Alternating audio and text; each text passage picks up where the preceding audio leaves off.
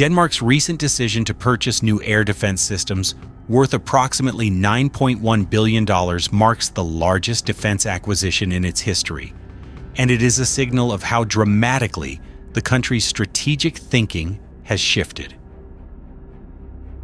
For a nation of just over 5 million people, this represents not simply a modernization program, but a fundamental redefinition of how Copenhagen intends to secure itself and its allies in an increasingly contested environment. The immediate context is the war in Ukraine, which has demonstrated the devastating effectiveness of missile and drone attacks. Russia's daily use of cruise missiles, short-range ballistic systems, and swarms of UAVs has reminded Europe that air defense is not a secondary consideration, but an existential requirement. For Denmark, a small and geographically compact state with critical infrastructure concentrated in a few urban and industrial hubs, the implications are stark. A limited strike could cause disproportionate damage. This explains why Copenhagen has chosen to make layered air and missile defense the centerpiece of its current modernization effort. At the heart of the procurement is the selection of the SAMP TNG system, developed jointly by France and Italy, over the American-made Patriot system. On the surface, this may appear surprising, as Patriot is widely deployed across NATO and has a long combat track record. But Denmark's choice was guided by 3 factors. The first is cost and delivery schedule. Patriot systems are in high demand, production lines are stretched, and waiting times are long. The Franco-Italian system offered a faster delivery timeline at a competitive cost. The second is technical capability. SAMP TNG employs the Aster 30 Block 1 NT interceptor, capable of engaging advanced threats including short-range ballistic missiles and potentially even hypersonic weapons. The third is political. By choosing a European solution, Copenhagen reinforces the push for European defense autonomy, reducing dependence on Washington and aligning itself with a growing industrial and strategic initiative within the EU. This decision must also be seen in the context of Denmark's broader role within NATO. Located at the gateway to the Baltic Sea and the North Atlantic, Denmark occupies a uniquely strategic position. The island of Bornholm lies close to Russia's exclave of Kaliningrad, while Greenland gives Denmark responsibility for vast swaths of the Arctic and North Atlantic. By investing in cutting-edge air defense, Denmark is not only protecting its own airspace, but also reinforcing NATO's integrated air and missile defense architecture. In practice, decisive Danish SAMP T batteries will be networked with German, French, and Italian systems, creating overlapping coverage that complicates Russian planning and strengthens deterrence across Northern Europe. The strengths of the decision are evident. Denmark acquires one of the most advanced ground-based air defense systems in the world, bolstering deterrence at a time of heightened insecurity. It diversifies its defense industry partnerships, building closer ties with fellow EU states. It also signals to Moscow that Denmark, despite its small size, is prepared to invest heavily in resilience and defense. But there are weaknesses and risks. Spending nearly $9 billion is a massive financial commitment, and sustaining these systems over decades will require extensive training, maintenance, and logistical support. Integrating them into NATO's broader command and control structures will take time. Politically, the move could provoke domestic debate over whether such an outlay is proportionate to Denmark's needs, particularly when coupled with other expensive initiatives, such as expanding presence in Greenland.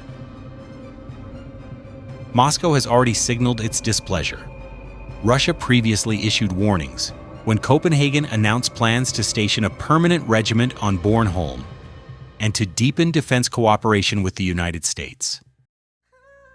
The establishment of a Ukrainian missile fuel production facility in Denmark has further hardened Russian rhetoric. With the purchase of SAMP TNG, Denmark may find itself even more firmly in Moscow's sights, vulnerable to hybrid tactics ranging from cyber attacks to disinformation campaigns, and potentially subject to probing incidents around its airspace and territorial waters. These risks must be balanced against the benefits of greater protection. Yet in the longer view, Denmark's choice represents a logical adaptation to a new reality. Gone are the days when Copenhagen could assume relative safety under the NATO umbrella while maintaining modest armed forces. The war in Ukraine, the militarization of Kaliningrad, and the growing strategic contest in the Arctic have forced Denmark to evolve into a frontline state. By acquiring SAMP TNG, it demonstrates that it intends not only to defend its territory, but to actively contribute to the alliance's collective shield.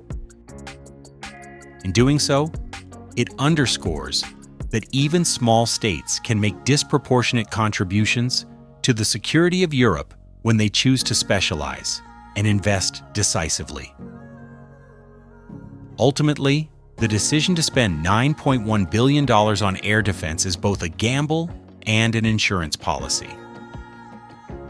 It gambles that European systems can deliver the promised protection in time and at cost, and that Danish society will accept the fiscal burden.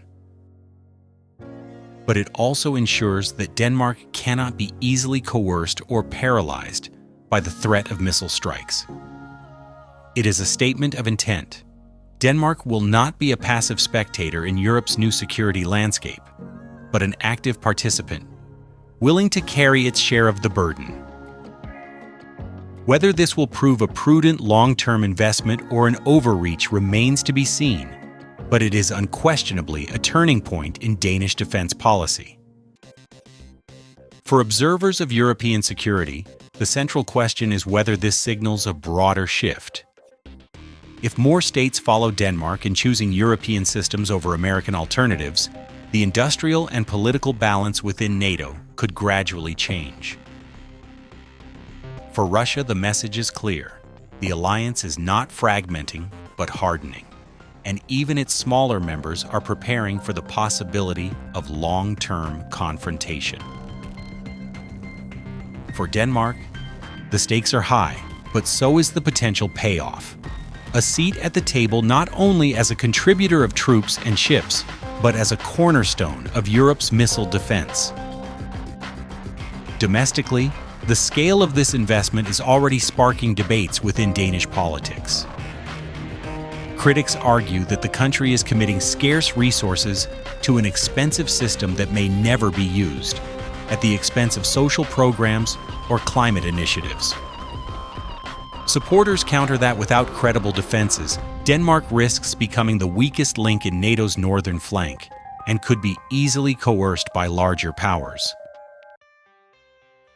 This tension illustrates the broader challenge European democracies face, reconciling the need for robust defense with the demands of welfare-oriented societies. Ultimately, Copenhagen's decision is not just about missiles and radars, but about how a small democracy chooses to balance security, sovereignty, and societal priorities in an age of mounting strategic pressure.